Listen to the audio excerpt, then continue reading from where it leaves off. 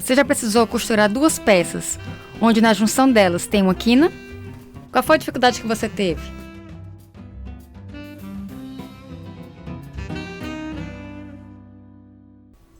Eu acho que uma das dificuldades que a gente passa quando vai fazer essa pence em quina é de juntar as duas peças. Porque primeiro você vai costurar um dos dois lados e depois você vai ter que virar essa peça para costurar a outra parte.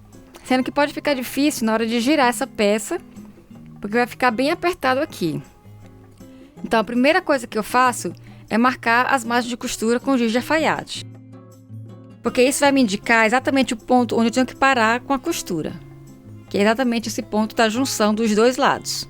Quando eu costurar essas duas peças, eu vou precisar fazer um corte em diagonal aqui nesse canto.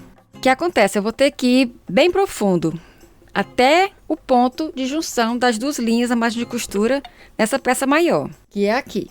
Então essa diagonal aqui eu vou ter que cortá-la toda, para não ficar formando defeito aqui no lado direito.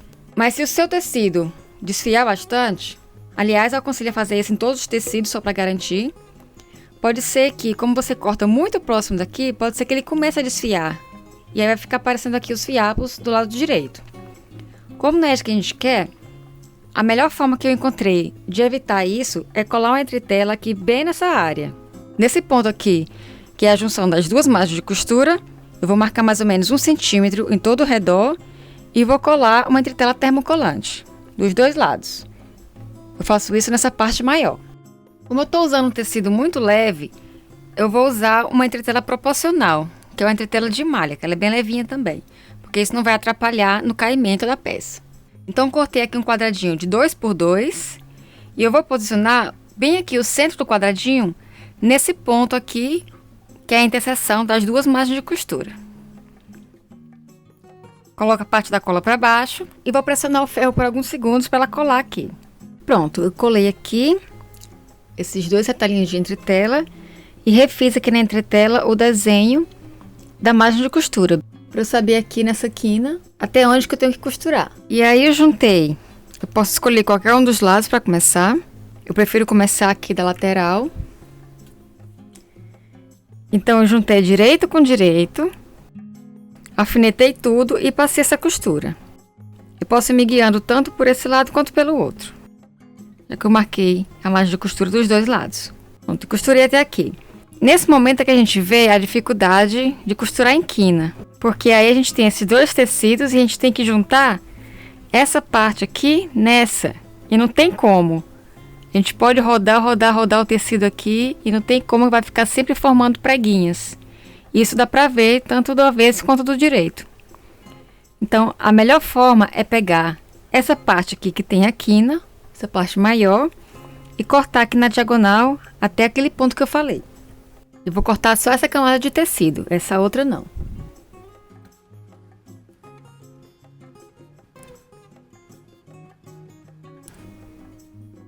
Então, quanto mais eu abrir, menos preguinho vai ficar formando. Vou deixar só assim, coisa de 1 milímetro. Se eu achar que não tá formando bolhas, eu vou e corto o resto. Agora eu vou conseguir virar essa parte do tecido aqui e costurar normalmente. Junto de novo direito com direito aqui e vou passar a segunda costura. Do mesmo jeito até aquele ponto, aquela quina que eu marquei aqui na entretela. E fica assim, aqui no lado do recorte menor, ele vai ficar, a peça vai ficar inteira. E aqui por dentro, a gente vê esse corte. Essa parte aqui é que falta do tecido da parte maior do recorte, porque a gente corta e abre para ela se adaptar melhor. Eu deixo as margens de costura assim, do jeito do recorte menor, e eu faço uma costura de acabamento aqui, juntando esses dois tecidos. Uma outra opção, se você quiser fazer um pesponto, é dobrar elas assim e fazer tipo uma costura inglesa, né?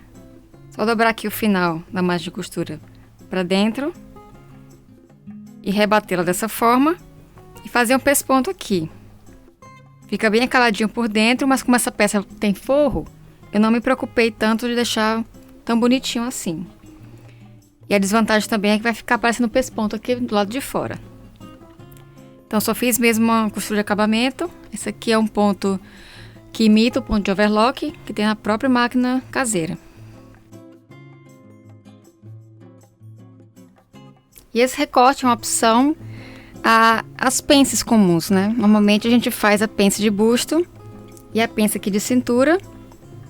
E aí você tem que fechar as duas pences. E a outra opção é fazer esse recorte, que elimina a necessidade das pences. Se você quiser saber como chegar a esse molde, deixa aqui nos comentários. Se você gostou da dica, avalie o vídeo e não deixe de se inscrever no canal.